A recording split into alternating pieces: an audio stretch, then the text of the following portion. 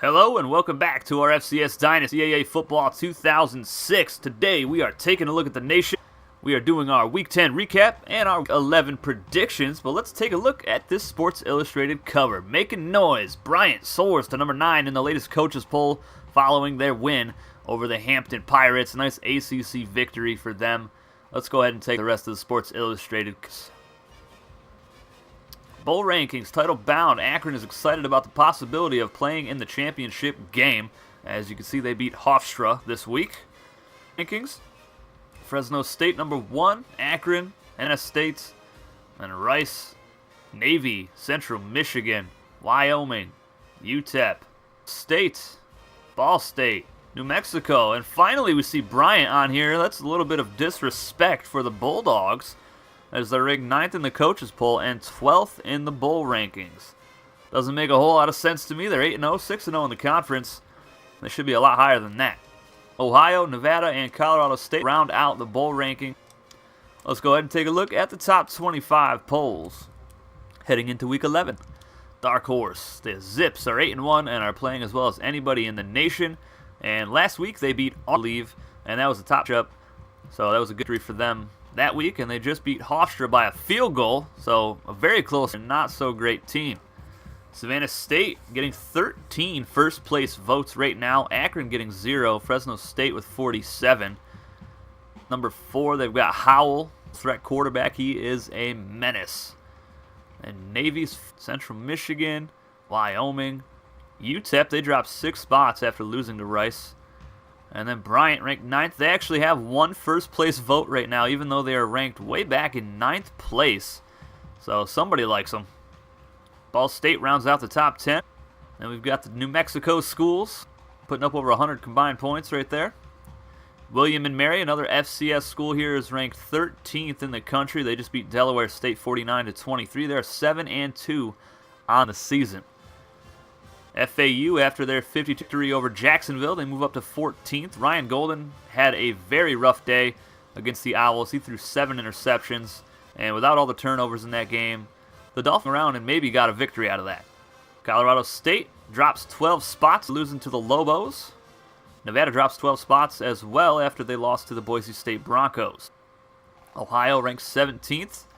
And that's good for Savannah State. That was one of their best wins on the season. Boise State ranked 18th. FIU beats Georgia Southern, so the Eagles no longer undefeated in Sun Belt play. And FIU looks like they might run away and win that conference easily. I'm not sure if they played FAU yet, but if they have, then that's definitely their conference to win. If they haven't, then if FAU beats FIU, I expect FAU would win that conference. Army rounds out the team.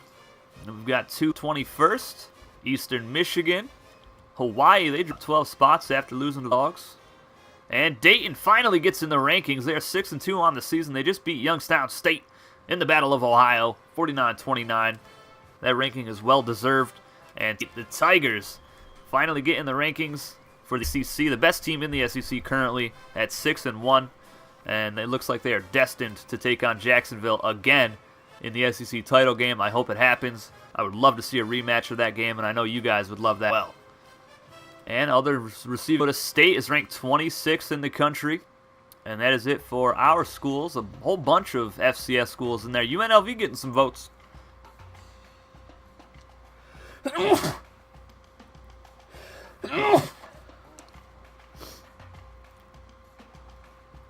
That's it for the top 25. Let's go ahead and at the Heisman watch.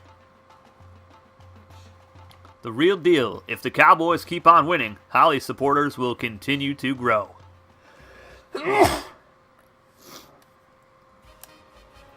Gator Jr. still remains number 1. He's got 28 touchdowns on the season. And number 2 is Brandon Allen. He jumps up a spot. He's got 24 total touchdowns on the year.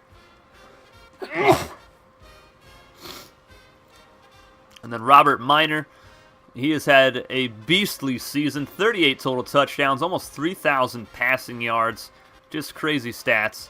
And then it is rounded out by 2 Wyoming Cowboys, Jason Holly and Jordan Ash. But they did just lose, so that is probably why they dropped. They lost to Colorado State 21-14. That is it for the Heisman watch, guys. So it looks like it might be won by one of our guys, which would be amazing because they are all freshmen. Or Darius Mitchell, who is a sophomore.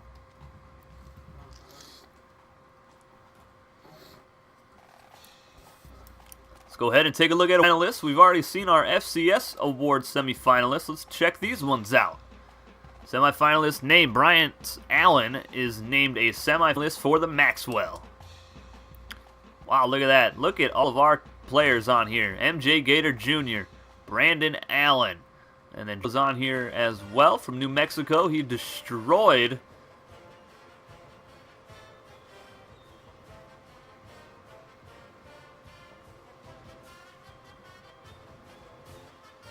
Southern Utah when they almost put up 100 points on the Thunderbirds. And 18 touchdowns. He's having a fantastic season. I don't know why he is not on the Heisman watch list, actually, because those numbers be pretty close to Jay Gator Jr. and Brandon Allen's stats. Robert Minor, 4th place, quarterback for FAU. Then we got Lamar Jackson in 5th. Daley Redding in 6th. Jordan Atkins is in there. Jeff Carey, halfback out of Eastern Michigan. Alexander Connor is 9th. Dallas Cole, redshirt senior quarterback for New Mexico State. 33 touchdown passes on the season. Lozano is on there as well. My goodness. And Riley Cotton rounds out the Maxwell Award watch list. Bednarik, Rob Orlandi, number 1. Now, I totally expect him to win this easily. He's got 9 interceptions, 4 fumbles, and a touchdown to go along with 2 sacks. And that is at the middle linebacker position. So crazy stats for him. Stephen Baker, we all know he's balling out as well. Very similar stats to Orlandi. 3 sacks, 7 interceptions, 2 forced fumbles. So actually, it might be close between Baker and Orlandi. We'll see. Tony Penn, of course, having a fantastic year. 9 sacks, 5 forced fumbles. He already has triple-digit tackles and 28 tackles for a loss. Christian Daniels, 35 for a loss. An absolute monster of a defensive end. My God, 14 sacks, 3 forced fumbles. Darius Peters is 5th. William is 6th with his 8 interceptions. And Darius Peters also has 8 interceptions to go along with 2 forced fumbles and a touchdown. He also has 1 sack. William also has 2 forced fumbles. Chris Major, 4 interceptions, 5 forced fumbles, 22 tackles. You're welcome, Chris. No, I've been using you every single game. Anthony King, he's out for 10 weeks, so he's not going to win this award. He's had a fantastic year already, though. 88 tackles, 27 for a loss, 10 sacks, 1 pick. Hate to see players like that get injured. Zane Williams, 45 tackles, 9 for a loss, 5 sacks, 5 picks, forced fumble, 2 touchdowns. An absolute monster. Dallas, a boatload of tackles. Michael Newsom, 93 tackles.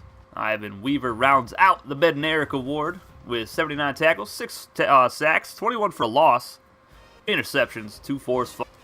Best quarterback, Robert Minor's in the lead. Lamar Jackson is 2nd. Jordan Atkins 3rd. Alexander Connor is 4th.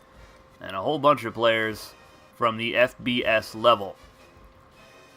There's another FCS player here, Cody Seymour. 2,843 yards passing, 24 touchdowns. And that is actually very surprising because Florida A&M is not having the best season. Owen Black, your passing stats are gettable, but you do have a lot of rush touchdowns. Andrew Talley, 29 touchdowns, excuse me. Michigan. Ray Neal, 20 touchdowns. He's having a great season, please. Jonathan Harris from Army, 25 total touchdowns. And Trey McCoy for the Broncos of Boise State rounds out the Best Quarterback Award with 25 total. Walker Award, MJ Gator Jr., Brandon Allen, James Bailey Redding. So you don't have any other FCS halfbacks on here. There's Raul Lozano III. A.J. Jordan, the number 2 halfback for Bryant. Look at those stats, though. Over 1,000 total yards and 15 touchdowns on only 66 touches. So he could start for any team in the land. Riley Quinn, Jermaine Slaughter, Aaron Rosario, Blake Hayden, and that will be Walker Award semifinalists. Now let's take a look at the best wide receivers. Lonnie Jude, 15 touchdowns, over 1,300 yards on 87 catches. That's insane. He is playing for Prairie View A&M. Jason Holly is 2nd. He's close to 1,000 yards, 5 touchdowns. Marcus Taylor over 1,000 yards, 14 touchdowns. Richard Carter, look at these stats. I think the closest receiver that we have is probably Reinhard Irwindowski and LJ Topher current. My goodness. We don't have a single player on here. Brady, of course, 97 speed wide receiver, over 1,000 yards, 11 touchdowns, an absolute monster. Best tight end, Rams North, the only one I care about right there. 714 yards, 2 touchdowns. We got to get him in the end zone some more if you want him. And we got Matt Meeks on here. Not a whole lot of stats for him, but still having a pretty good year. Max Hawthorne, 19 catches, 498 pounds. And Trent Green is on here as well. So we do have tight ends on this list. There's what, 4 of them. There's 4 tight ends from our schools. Good. Offensive line is dominated by our players. Dan Williamson, 71 pancakes, only 1 sack allowed. Kenneth Harrington, 66 pancakes, 1 sack allowed. John Horton, Al Booker, these are 2 non-subscriber offensive linemen. Adam Miller, 62 pancakes, 3 sacks allowed. There's Chad Filler, Dan DeBeers. Finally, some BS players. Stevenson, a non-subscriber lineman. Ben Miller, non-subscriber. A whole bunch of non-subscriber players from our schools. Just crazy stats. Brandon Red, 45 pancakes, 1 sack, out the Best O-Lineman Award. The Remington, the Best Center Award. Grain North is number 2 with 28 pancakes, 0 sacks allowed. And Brandon Latimer from Savannah State, 20 pancakes, 1 sack allowed. He's 5th. And then we've got Smith. We got Sebastian Hernandez. He was actually a couple games, so that's probably why he's not higher. So we do have some players on there. The Lombardi Award. My goodness, these stats are crazy. I'm going to go through these pretty quick until we get to our guys, and I'll show the stats. There's Ruben Blueberry, 29 tackles for loss, 8 sacks, Beeston and Beeston. Best Linebacker Award, I'm pretty much just giving that to Tony Penn. He's a beast right now. But of course, I'm going to let you guys vote on it at the end of the year. We got Rob Orlandi on there, surprisingly 3rd place. Stephen Baker. And we don't see Zane Williams at all on here, which is very surprising, or Cy Summers, who is probably my favorite defensive player in this dynasty. The Thorpe Award, oh my. Absolutely dot players. Chris Major, number 1 for Thorpe. Darius Peters, Ralph Williams, Cooper, Marcus Pedersen, Trey Henry III, Chris Numa. Wow. And Tadian Moss is on there as well. 31 tackles, 2 tackles for a loss, 5 picks, and a pick 6. A lot of our players on the Thorpe Award. Lou Grosso Award. Oh, Nick Leonard, he finally missed a field goal, 13 of 14, now along of 50. Now, our North Dakota State was perfect on the season until last game against Furman. Here's a Williams, 7 of 8 for Cal Poly. I'm surprised he's on there. 49 of 49 extra points. And did just lose to Northern Colorado, too, so a big loss for them. But hey, at least they got some players on award watch lists. Punters, I don't expect any of our guys to be on here because none of our teams really punt the football too much. Best return man. Wow, Jamar Hicks, 8 total touchdowns on the season, 1,300 all-purpose yards, fantastic. Darius Mitchell, over 2,000 all-purpose yards, 13 touchdowns. Zoomer Speed, 1,372 all-purpose yards, 11 scores. Chris Numa, 6 total touchdowns. Dusty Horn having a great year. Elber, 9 total touchdowns this season. Gloves Malone, 2 touchdowns on the season. Malik Higgins, 7 touchdowns total. Mr. Highlight, of course, just utility player for the Dolphins, having a great year. And Oliver's on there. So we got a lot of players on the return list. Not really surprising too much. Best coach, Furman is on there, number 1, and FAU's coach is number 2. Then we've got our very own Seth Maddox in 3rd place at 8-0 for the Savannah State Tigers. South Carolina State, they are still on Savannah State's schedule, so that's going to be a huge matchup later on in the season. I believe that is a Week 13 game. I might be wrong on that, but I know it's later on. Got Goldberg as 5th, Jim Langer, 6th. William & Mary's coach is on there. Towson, Ball State, Tennessee State, and that's it, guys. So no John Gruden, who got Dayton Flyers to a 6-2 record. But that's it for the award semifinalists, guys. Let's take a look at the players of the week. The defensive players, or player of the week honors, Navy's Hill, breaking free. Let's see what he did this week.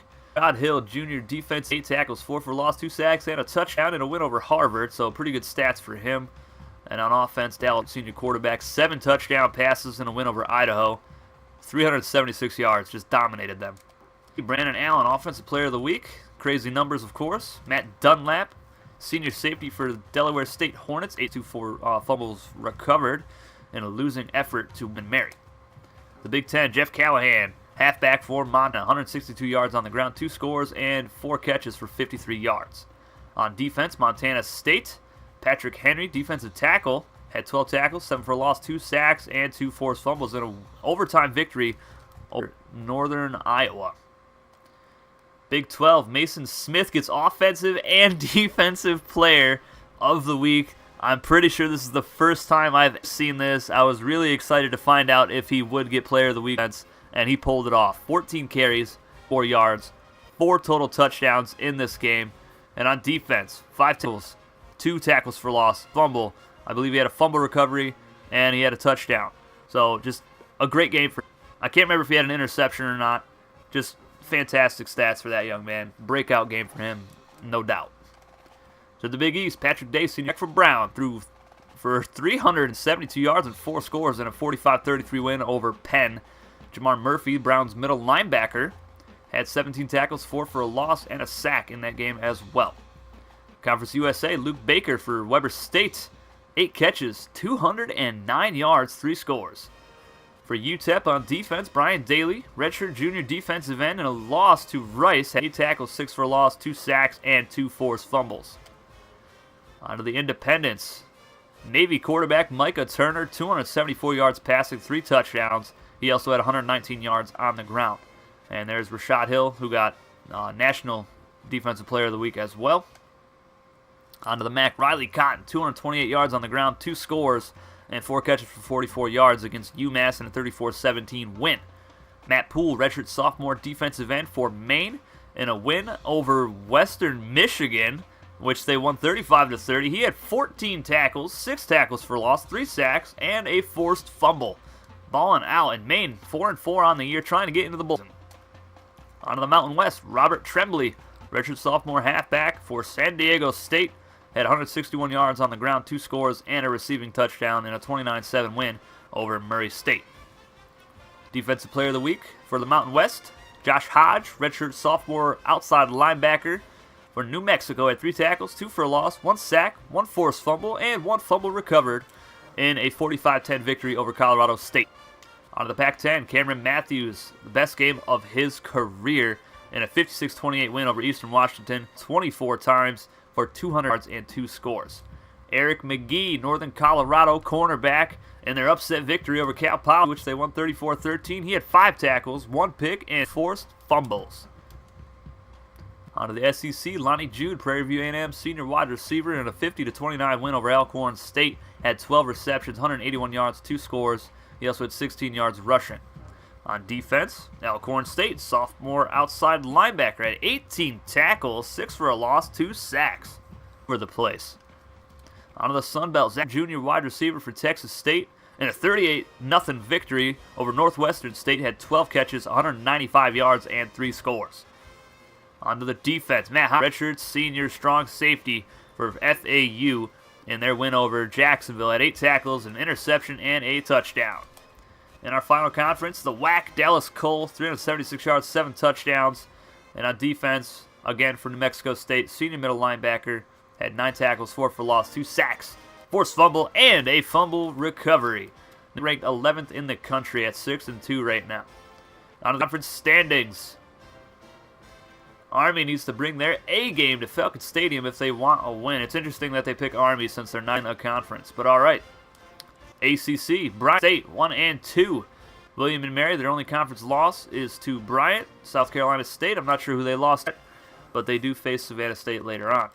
The Atlantic, if Bryant keeps winning, and win that division, and most likely take on Savannah State, unless they slip up and lose to the Bulldogs of South Carolina.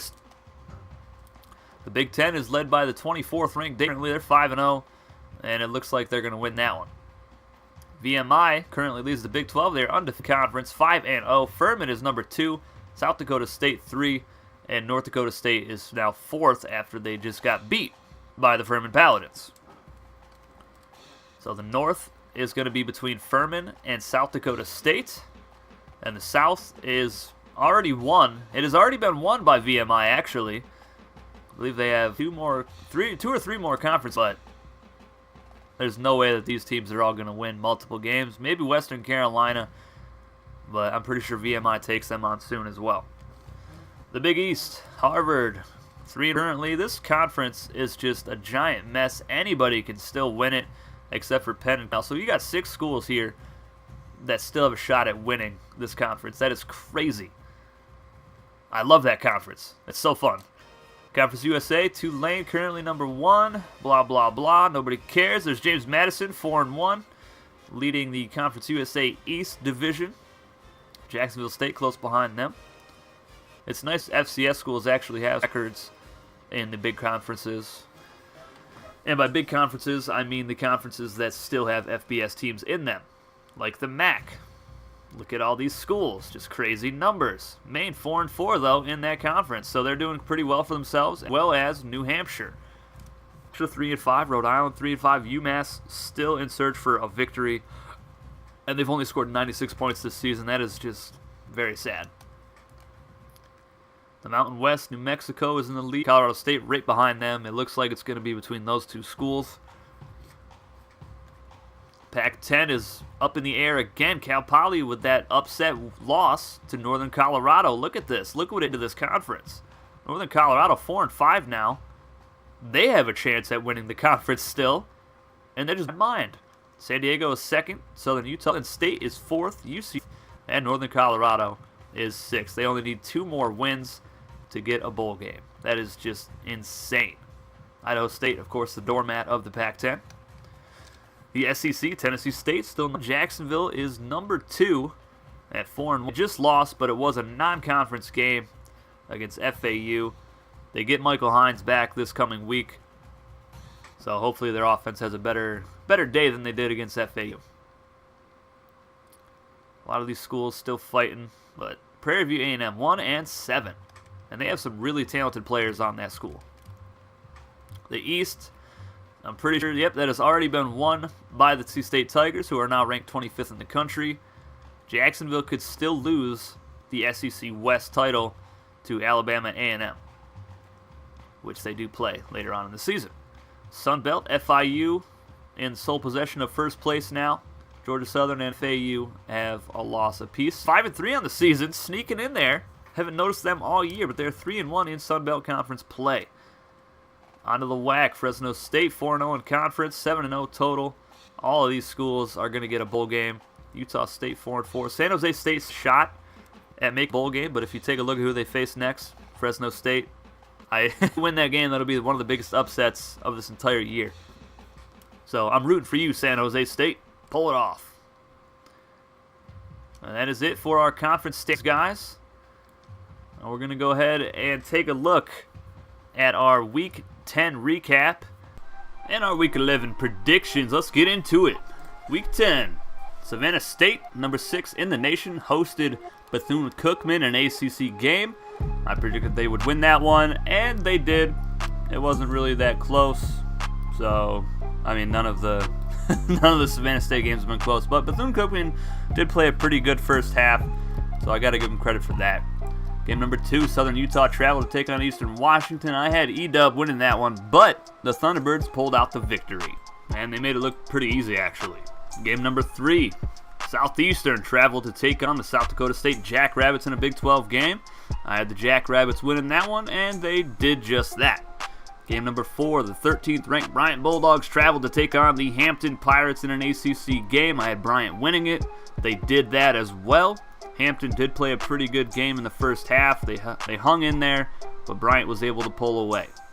Now the battle for Ohio, the Youngstown State Penguins traveled to Dayton to take on the Flyers in a Big 10 game, and the Flyers I predicted to win, and they did. Game number 6, UC Davis traveled to take on the Toreros. I had the Toreros winning, and they did. Their defense has been outstanding in these subscriber versus subscriber games, and that trend continued against Owen Black and Lito Lozano on that offense, who just struggled mightily and didn't put up any points at all. So that was kind of pathetic for them. But the next game, Cal Poly traveled to take on the Bears. I thought Alexander Connor and that high-powered offense of the Mustangs was going to just completely destroy the thin defense of Northern Colorado, but boy, was I wrong.